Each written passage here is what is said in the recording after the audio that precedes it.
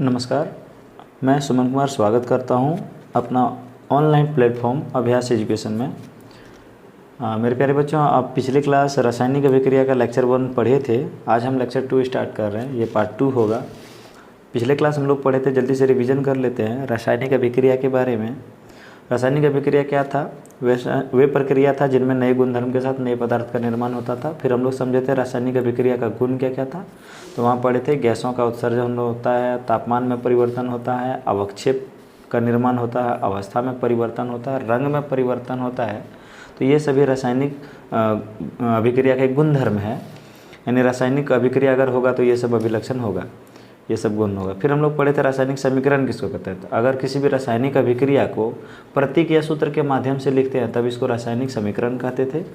फिर अभिकारक और उत्पाद पढ़े थे, जिसमें तीर चिन्ह के दाईं ओर जो होता था वो अवकारक होता था और तीर चिन्ह के बाईं ओर जो होता था वो अभिकारक होता था। ठीक है।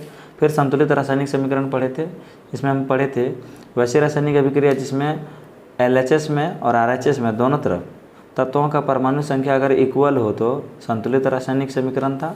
असंतुलित में हम लोग पढ़े थे वैसी रासायनिक अभिक्रिया जिसमें अभिकारक और उत्पाद में, यानी LHS में और RHS जो भी हो गया, अभिकारक और उत्पाद में तत्वों की परमाणु संख्या बराबर नहीं हो, तब वहाँ पर जो अभिक्रिया हुआ वो कंकाली रासायनिक समीकरण या असंतुलित रासायनिक समीकरण कहते थे। उसके बाद हम लोग पढ़े थे रासायनिक समीकरण का संतुलन। रासायनिक समीकरण को संतुलन करना जरूरी होता है, ठीक है, जिसमें अभिकारक और उत्पाद में तत्वों की परमाणु संख्या को बराबर किया जाता था। बराबर करना ही, इसी प्रोसेस को हम लोग रासायनिक समीकरण का संतुलन करना कहते हैं।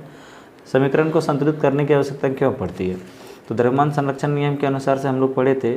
द्रव्यमान संरक्षण नियम के अनुसार द्रव्यमान संरक्षण नियम कहता है अगर किसी भी रासायनिक अभिक्रिया में द्रव्यमान का ना ही निर्माण होता है और ना ही विनाश होता है, अर्थात किसी भी रासायनिक अभिक्रिया में अभिकारक में जितना भी तत्वों का परमाणु संख्या होगा या द्रव्यमान होगा, उतना ही उत्पाद में भी तत्वों का परमाणु संख्या या परमाणु द्रव्यमान होगा। ठीक है। रासायनिक समीकरण को कैसे लिखा जाता है? तो ये हम लोग पढ़े थे। रासायनिक समीकरण में तीर चिन्ह दिया जाता है, 2 या 2 से अधिक तत्व रहने पर बीच में प्लस का चिन्ह दिया जाता है। रासायनिक समीकरण को संतुलित करना जरूरी होता है। रासायनिक समीकरण को संतुलित करते समय किसी भी यौगिक का सूत्र हम लोग नहीं बदल सकते थे। छोटे रासायनिक समीकरण को हल करने के लिए हीट एंड ट्रायल मेथड का उपयोग करते थे। अगर कोई भी छोटा रासायनिक समीकरण है उसको संतुलित करना है तो heat and trial method use करते हैं ना। फिर हम लोग पढ़ाते हैं सॉलिड के लिए S, लिक्विड के लिए L और गैस के लिए G लिखते हैं। और अभिकारक और उत्पाद में जब जलीय विलयन होते हैं तो उसमें एक्वस, ठीक है, AQ लगाते थे। उसके बाद पढ़े थे अभिक्रिया अगर उत्क्रमणीय होता था, दोनों तरफ इस तरह का तीर चिन्ह लगाते थे। एक तरफ ऊपर से ऐसे, दूसरी तरफ नीचे से ऐसे तीर चिन्ह का प्रयोग करते थे। ऊष्माक्षेपी के लिए प्लस ऊष्मा लिखते थे और ऊष्माशोषी के लिए माइनस ऊष्मा लिखते थे। ये दाईं ओर लिखते थे। ठीक। आज हम लोग अब स्टार्ट करेंगे कि रासायनिक समीकरण की विशेषता क्या है। पिछले क्लास हम लोग जो पढ़े थे वो जल्दी से हम लोग रिवीजन भी कर लिए हैं। अगर आप पार्ट 1 देखते हैं तो और क्लियर समझना चाहते हैं तो पार्ट 1 को देखिए, और पार्ट 2 में हम लोग अभी रासायनिक समीकरण की विशेषता को पढ़ेंगे। रासायनिक समीकरण की विशेषता क्या है? तो अभिकारक और उत्पाद के बारे में संपूर्ण जानकारी, जैसे अणुओं की द्रव्यमान संख्या आदि मिलती है। अगर हम कोई भी रासायनिक समीकरण को पढ़ते हैं तो रासायनिक समीकरण पढ़ने से अभिकारक में और उत्पाद में कौन कौन सा तत्व या कौन कौन सा यौगिक है, उन सभी तत्वों का अणुओं की संख्या या द्रव्यमान संख्या हम लोग को पता चलता है। पदार्थ की भौतिक अवस्था के बारे में जानकारी मिलता है। भौतिक अवस्था मतलब सॉलिड है, लिक्विड है या गैस है, इसके बारे में जानकारी मिलता है। अभिक्रिया संपन्न होने के लिए आवश्यक ताप, दाब या उत्प्रेरक आदि की जानकारी मिलती है। क्योंकि अभी हम लोग थोड़ी देर पहले ही पढ़े थे, कोई भी रासायनिक अभिक्रिया होगा, ताप, दाब और उत्प्रेरक को तीर चिन्ह के ऊपर में लिखते हैं। तो आखिर कोई भी रासायनिक अभिक्रिया हुआ है तो उसमें ताप का निर्माण हुआ या दाब लगने के बाद वो रासायनिक अभिक्रिया हुआ, उसमें उत्प्रेरक लगा क्या, कैटलिस्ट लगा क्या, ये सब की जानकारी मिलती है। रासायनिक अभिक्रिया का ऊष्माक्षेपी या ऊष्माशोषी या उत्क्रमणीय होने का पता चलता है। ऊष्माक्षेपी का मतलब हो गया जिसमें ऊष्मा का निर्माण होता है, ऊष्माशोषी का मतलब हो गया जिसमें ऊष्मा शोषण होता है, और उत्क्रमणीय का अभिक्रिया का मतलब पढ़ाए थे पिछले क्लास कि वैसा रासायनिक अभिक्रिया जिसमें कोई अभिक्रिया दोनों दिशा में हो सकता है। जैसे हम लोग पढ़े थे अभिकारक से अवकारक में या अवकारक से अभिकारक में, अगर दोनों डायरेक्शन में ये अभिक्रिया हो रहा हो तो हम कहेंगे वो एक प्रकार का उत्क्रमणीय अभिक्रिया है। ठीक है। अब हम लोग बोले थे ये बहुत ही मस्ट इम्पॉर्टेंट सवाल है, वायु में जलाने से पहले मैग्नीशियम रिबन को साफ किया जाता है। आप ये फिगर देखेंगे, यहाँ मैग्नीशियम रिबन है जिसको जलाया जा रहा है वायु की उपस्थिति में। मैग्नीशियम रिबन को टोंग टोंग मतलब चिमटा से पकड़े हुए हैं, ये बर्नर होता है, ये जो लाइट स्पिरिट लैंप भी इसको कहते हैं, बर्नर है। ये नीचे में चाइना डिश है, चाइना डिश ये एग्जाम में भी पूछे जाते हैं, चाइना डिश है।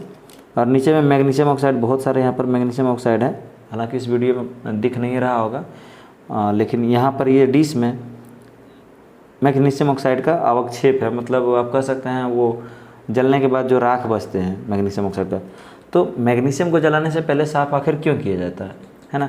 तो मैग्नीशियम एक मैग्नीशियम रिबन आर्द्र वायु में या वायु के संपर्क में आने के बाद ये चूँकि एक अभिक्रियाशील धातु है, इसलिए संक्षारित हो जाती है और इस पर मैग्नीशियम ऑक्साइड का एक परत चढ़ जाता है। आप जानते हैं कोई भी धातु अगर ऑक्सीजन से अभिक्रिया करता है तो वो धातु का ऑक्साइड बनाता है, उसी तरह मैग्नीशियम ऑक्सीजन से अभिक्रिया करेगा तो मैग्नीशियम ऑक्साइड बनाएगा।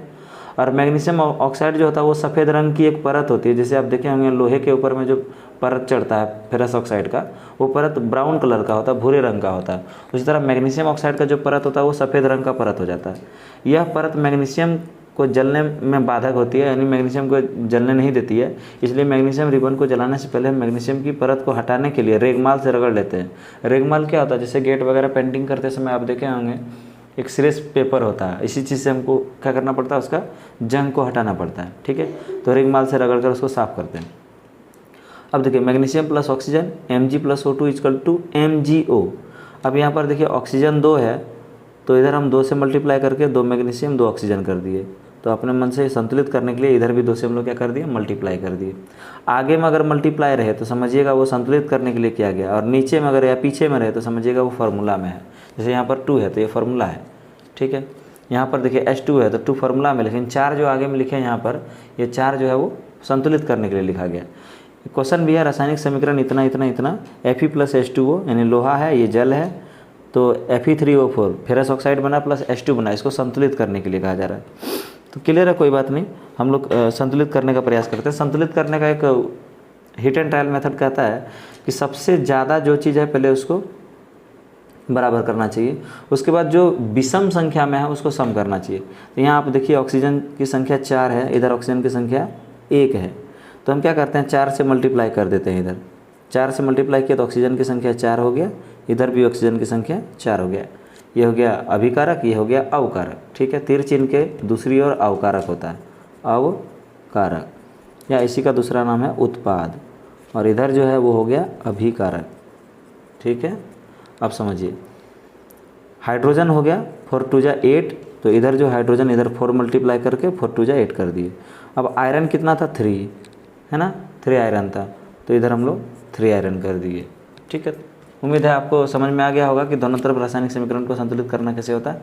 तो जिधर भी तत्वों की संख्या कम है उधर बढ़ा देंगे मल्टीप्लाई करके, और इस तरह जो है हम लोग ये रासायनिक समीकरण को संतुलित कर सकते हैं। चलिए अब हम लोग आते हैं पेज नंबर 3 में। तो यहाँ पर है रासायनिक समीकरण का संतुलन विधि, ठीक है। कैसे संतुलित करते हैं इसका नियम दिया है। सामान्य रासायनिक अभिक्रिया में पदार्थ का ना तो निर्माण होता है ना ही विनाश होता है। दूसरे शब्दों में परमाणु अपना साथी, जिसको पार्टनर कहते हैं, बदल कर अन्य पदार्थ बना सकते हैं, किंतु परमाणु विलुप्त नहीं हो सकते हैं। जैसे यहाँ पर जो है एग्जाम्पल है Fe+H2O, यहाँ Fe है, यहाँ H पर प्लस चार्ज, इस पर माइनस चार्ज, तो Fe जो है वो ऑक्सीजन के साथ रिएक्ट कर लिया और Fe3O4 बना दिया और हाइड्रोजन अकेले रह गया। तो वही बोल रहे हैं कि दूसरे शब्दों में परमाणु अपना साथी को बदल सकता है, पार्टनर को बदल सकता है, लेकिन ये विलुप्त या खत्म समाप्त नहीं हो सकता है, ठीक है। तथा किसी नए परमाणु का निर्माण भी नहीं होता है, अर्थात किसी अभिक्रिया पर परमाणु संरक्षित रहती है। देखिए अभी क्या हो रहा था कि हम पढ़ा रहे थे और अचानक वीडियो कट गई और मुझे पता नहीं चला, जिसके कारण पूरा मैं पढ़ा के कंप्लीट कर दिया और रिकॉर्ड कुछ भी नहीं हो पाया। सो फिर से हमको करना पड़ेगा। तो चलिए समझते हैं। नेक्स्ट अब होगा रासायनिक समीकरण को संतुलित करना। तो रासायनिक समीकरण को जो संतुलित करते हैं तो उसमें हम लोग कुछ बातों को ध्यान में रखते हैं। तो इसमें से वही 2 बात लिखे हुए हैं।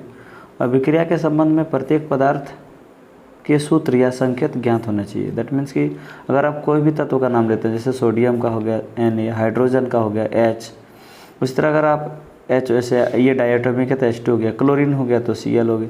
तो जो तत्वों का संकेत होता है या सूत्र होता है वो आपको हमेशा ध्यान में रखना पड़ेगा। बाईं और के सूत्र के अधोलिखित के अंक समीकरण में संतुलित के क्रम में परिवर्तन हो सकते हैं।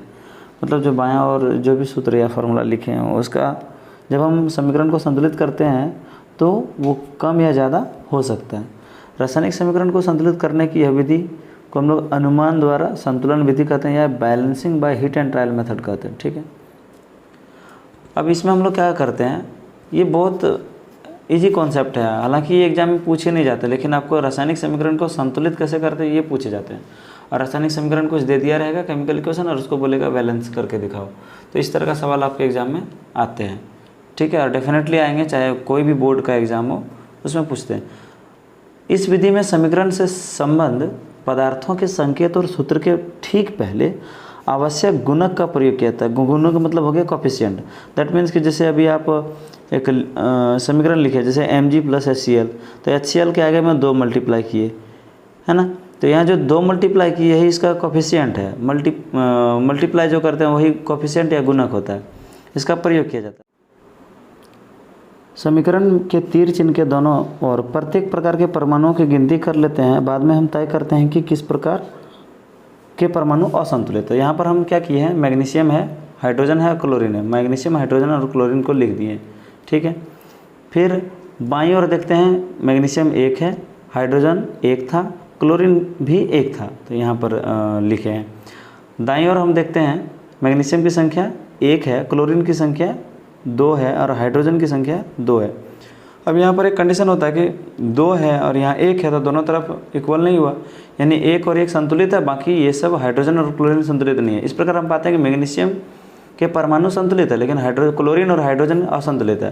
तो इसको हम लोग संतुलित करने के लिए क्या करेंगे, संतुलित करने के लिए हम परमाणु को का जो समीकरण है उसका क्लिष्ट सूत्र का उपयोग करते हैं। समीकरण में सबसे क्लिष्ट सूत्र मतलब MgCl जो बड़ा सूत्र है, या फिर जिसमें कोई भी संख्या की मात्रा ज़्यादा, क्लोरीन 2 है ना, या हाइड्रोजन में हाइड्रोजन 2 है, तो क्लिष्ट सूत्र का उपयोग करते हैं। चूँकि समीकरण मैग्नीशियम के संदर्भ में पहले संतुलित होता है, HCl के ठीक पहले 2 गुणक लिखकर, यानी हाइड्रोजन क्लोराइड के आगे में 2 गुना कर दिए, ताकि हाइड्रोजन क्लोरीन भी 2 हो गया और फिर बाद में हाइड्रोजन भी 2 हो गया। 2 लिखकर क्लोरीन को संतुलित कर लिया जाता है, बाद में हाइड्रोजन भी उसी से संतुलित हो जाते हैं। अब यह जानने के लिए समीकरण संतुलित हुआ या नहीं हुआ, तीर चिन्ह के दोनों और प्रत्येक परमाणु की गिनती को लिखते हैं। मैग्नीशियम है, क्लोरीन और हाइड्रोजन, वही जैसे यहाँ पर लिखे थे हम लोग। अब यहाँ पर देखिए बाईं ओर 1 magnesium 2 hydrogen 2 chlorine, 1 magnesium 2 hydrogen 2 chlorine. और इधर हम देखते हैं मैग्नीशियम 1 है, क्लोरीन 2 है, क्लोरीन की संख्या 2, हाइड्रोजन की संख्या 2 है। दोनों तरफ संख्या क्या हो गया, तत्वों का बराबर हो गया। चूँकि तीर चिन्ह के दोनों और प्रत्येक प्रकार के परमाणु संख्या समान है, अतः हम कह सकते हैं समीकरण क्या हो गया, संतुलित हो गया। तो मेरे प्यारे बच्चों, आज जो है पेज नंबर 3 भी आपका कंप्लीट हो गया। नेक्स्ट वीडियो में हम आगे बढ़ेंगे और पेज नंबर 4 आपका जो लिंक दिया है डिस्क्रिप्शन में, वहाँ जाइए और जाके ये PDF डाउनलोड करिए। ये जितना भी आपको रासायनिक समीकरण को दिए हैं संतुलित करने के लिए वो सारा सॉल्व करिए। चलिए हम यहाँ पर एक आपको बताते हैं। जैसे यहाँ पर देखिए हाइड्रोजन की संख्या 2 है, ऑक्सीजन की संख्या 2 है और हाइड्रोजन 2 है, इधर ऑक्सीजन 1 है। तो हम क्या करते हैं, इस ऑक्सीजन को बढ़ाएंगे, क्योंकि यहाँ 1 है, यहाँ ऑक्सीजन 2 कर देंगे। जैसे 2 मल्टीप्लाई किए 2 ऑक्सीजन हो गया, तो हाइड्रोजन कितना हो गया, 2 2 जा 4। ये हमेशा मल्टीप्लाई होगा, 2 के साथ 2 हो गया तो 4, तो इसलिए हम यहाँ पर 2 से मल्टीप्लाई कर दिए। ठीक है, उसी तरह का आपको ये सारा न्यूमेरिकल को क्या करना है, सॉल्व करना है। ठीक है, PDF जाइए डाउनलोड कर लीजिए, डिस्क्रिप्शन में लिंक दिया गया है और डाउनलोड करके पूरा बनाइए। तो चलिए आज इतना ही रखते हैं, फिर हम अगले क्लास में मिलेंगे आपसे। और मेरे प्यारे बच्चों, अगर आप नए हैं हमारे चैनल में तो ज़रूर इस चैनल को सब्सक्राइब कर लीजिएगा। और अगर आप फेसबुक पे या फिर इंस्टा पे वीडियो देख रहे हैं तो हमारे पेज को फॉलो कर लीजिएगा और ज़रूर से ज़रूर सभी बच्चों को शेयर करिएगा, ताकि सब कोई फ्री में और इतना अच्छा कंटेंट के साथ पढ़े, ताकि उसका एग्ज़ाम का कोई भी क्वेश्चन छूटे नहीं। चलिए आज इतना ही रखते हैं। Thank you so much. जय हिंद, जय भारत।